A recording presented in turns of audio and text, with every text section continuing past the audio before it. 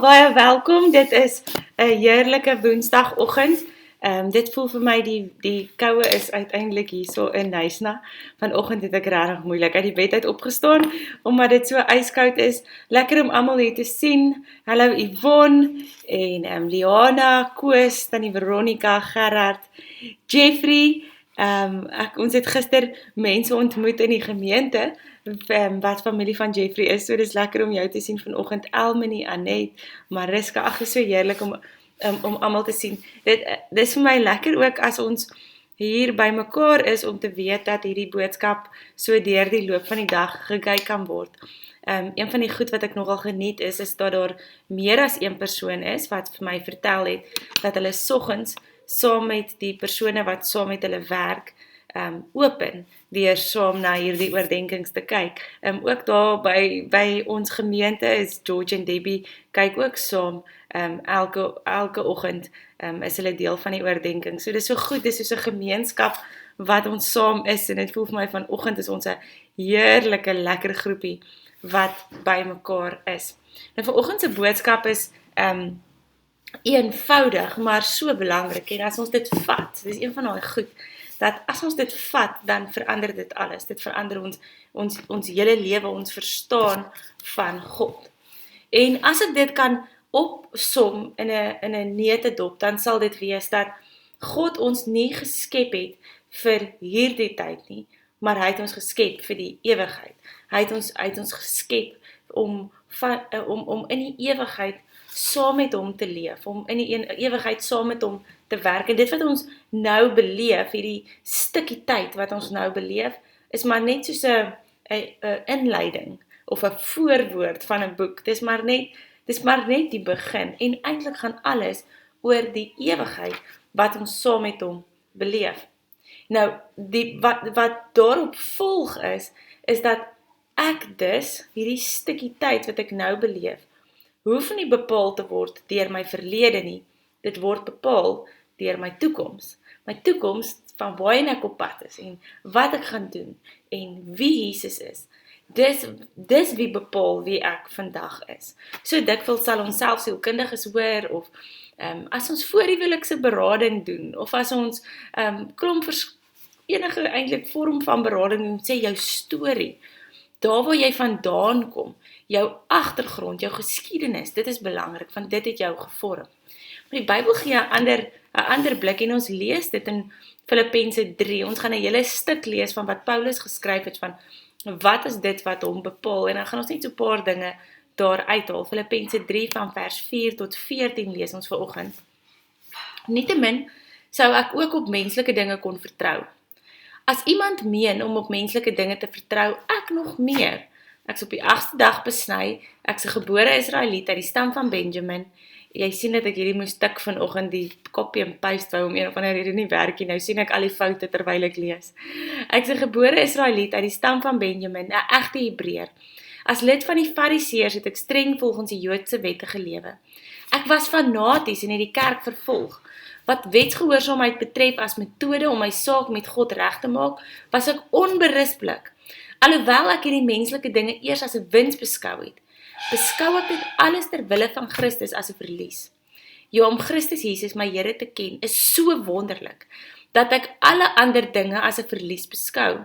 Ter wille van hom het ek alles as 'n verlies afgeskryf. Hoor, hy sê dit 3 keer, hy sê dis 'n verlies, dis 'n verlies, dis 'n verlies, en dan ek beskou dit as gemors, sodat ek Christus as wins kan verkry, en een met hom kan wees. So wat vir my goed is hier is, Paulus praat nie oor die goed wat hy verkeerd gedoen het nie, en dalk as jy gesê het, my verlede bepaal nie wie ek is nie, het jy gedink aan die goed wat jy verkeerd gedoen het, dalk 'n lelike familiegeskiedenis, 'n skande waarmee jy saamleef, dalk vorige goed in jou lewe wat nie uitgewerk het nie, en jy sê, ja, dit bepaal nou nie meer wie ek is nie, dit kan nie sê wie ek is nie, Jesus bepaal wie ek is. Maar Paulus praat van die goeie goed, van die goed wat hy reg gedoen het, om die, in 'n ander vertaling sê hy, wat wetsgehoorsaamheid betref, was ek onberispelik. Hy sê, eintlik kon niemand eers 'n vinger teen my wys nie. Nou, die Bybel sê, ons kan dit nie eintlik sê oor onsself, dat ons onberispelik is in wetsgehoorsaamheid nie. Maar Paulus self sê, ons kan nie sê dat ons onberispelik in wetsgehoorsaamheid is nie, maar hier sê hy, Ek was soos 'n model, wetgehoorsame Hebreër, die regte agtergrond gehad. Alles was reg en dan sê hy, dis 'n verlies, dis 'n verlies, dis 'n verlies. En dan ek beskou dit as waardeloos. Nou daai woord vir waardeloos is dieselfde woord wat gebruik word vir riool. Dis soos ek beskou dit as vuil. Ek beskou dit as afstootlik. Daar alles waarop ek kon roem. Hoekom? Want dit alles beteken vir my niks nie, want die 1983 vertaling, want om Jesus Christus, my Here, te ken, oortref alles in waarde. Alles waaroor ek kon roem. My hele verlede, alles in my verlede, ek skryf dit af. Ek werk sodat dit nie meer vir my belangrik is nie, maar dat waarheen ek op pad is en wie Jesus is, dat dit vir my belangrik is. En dan gaan hy aan. Ek probeer nie langer my saak met God regstel deur die wet te gehoorsaam nie, maar deur in Christus te glo. En kyk nou hier die tyd. Deur die geloof stel God ons saak met hom reg. So dit het gebeur. God stel ons saak met hom reg. Ons glo in Jesus.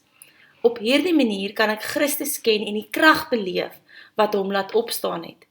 Deur saam met hom te ly, kry ek deel aan sy dood, in die hoop dat ek die opstanding uit die dood kan beleef. Dan sê hy nie dat ek dit alles al bereik het of al klaar volmaak is nie. So hy sê, God stel ons saak met hom reg. Klaar, finish en klaar. Ons saak met God is reggestel. Maar ek het nog nie alles al bereik of is nog nie volmaak nie. Maar ek hou aan jaag om dit myne te maak, omdat Christus Jesus my syne gemaak het. Ek is reeds syne, klaar gebeur, afgehandel, finish en klaar.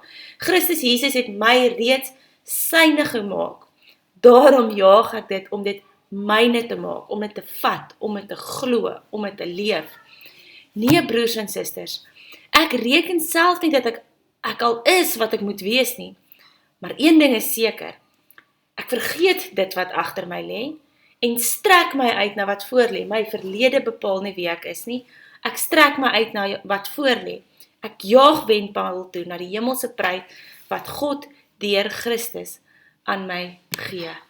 Wow, wat 'n gedeelte, wat 'n teksgedeelte om dit te kan lees, om te sê, ek sny my net af van wat agter is, en dalk is jy soos ek, wat partykeer herinner word aan my verlede. Partykeer, ons mos daai aande wat jy nie kan slaap nie, en dan kom daar herinneringe, partykeer by jou op oor dit wie jy was, dit wat jy gedoen het, dit wat jy saam met jou dra. En ek wil vanoggend vir jou die vrymoedigheid gee om te sê, God het jou geskep vir jou toekoms. Jy's op pad iewers heen. Maak jou los van wat agter is, strek jou uit wat voor is. En wat is voor jou? Om hom te leer ken. Nou gaan ons vanoggend net 'n klein bietjie gesels oor hoe lewe ons dan saam met God? Wat is voor ons? So, as ons die verhaal van Adam en Eva lees, dan sien ons Adam en Eva het saam met God gelewe, saam met hom gewandel, sê die Ou Testament. Hulle het hom leer ken op hierdie manier, deur saam met hom te lewe. Nou, hoe leer ken ons God? Ons leer ken hom deur tyd saam met hom te spandeer. En dis vir my so lekker om hierdie name elke oggend te sien en om te weet, hierdie is mense wat vir 15 minute lank hierdie saam met God spandeer. En dis belangrik, maar dit kan nie jou enigste tyd wees wat jy met God spandeer nie. Want ek is nie Moses nie, en François is nie Moses nie. Ons kan nie tussen jou en God staan nie. My hart vir jou is, dat jy self God beleef, dat jy self tyd saam met hom spandeer, dat jy self stukkies uit jou dag uithaal om te sê, hierdie stukkie praat ek nou met God, of wees ek nou met God. En ons wat klomp balletjies het wat ons juggle, ons kan baie keer sê, maar waar gaan ek tyd kry om nog tyd met God te spandeer? Al is dit net in die motor, terwyl jy op pad is werk toe. Al is dit net in die aand, terwyl jy in die bad lê. Al is dit wat ook al die geval is, spandeer tyd saam met God. Hoekom? Om hom beter te leer ken.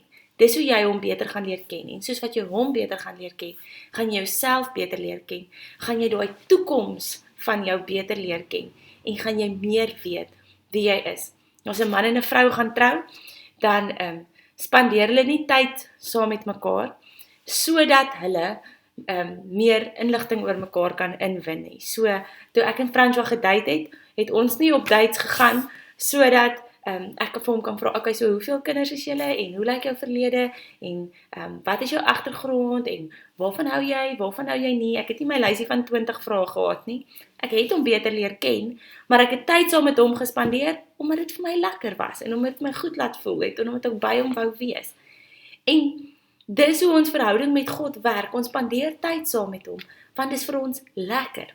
Onthou, dat jy nie, jy is reeds, dis wat Paulus vir ons gesê het, jy is reeds met God versoen, afgehandel, jy het reeds verhouding met hom, hy het die verhouding kom regmaak, ons spandeer nie tyd met hom, sodat ons verhouding met hom het nie, ons spandeer tyd met hom, omdat ons 'n verhouding met hom het, omdat hy lief is vir jou, omdat jy hom kan leer ken, omdat hy wil hê jy moet hom leer ken, en omdat hy goed is vir jou. So, as jy vanoggend jou takeaway is, daar is sommer 'n klomp goeders wat jy kan vat vir oggend, ons spandeer tyd met God, omdat hy ons saak met hom reggemaak het, ons is geskep vir die ewigheid, dis nie my verlede wat my bepaal nie, maar my toekoms. Mag jy vandag 'n wonderlike dag hê, mag jy die guns en die seën van God beleef, en mag jy openbarings beleef, daar waar jy vandag gaan.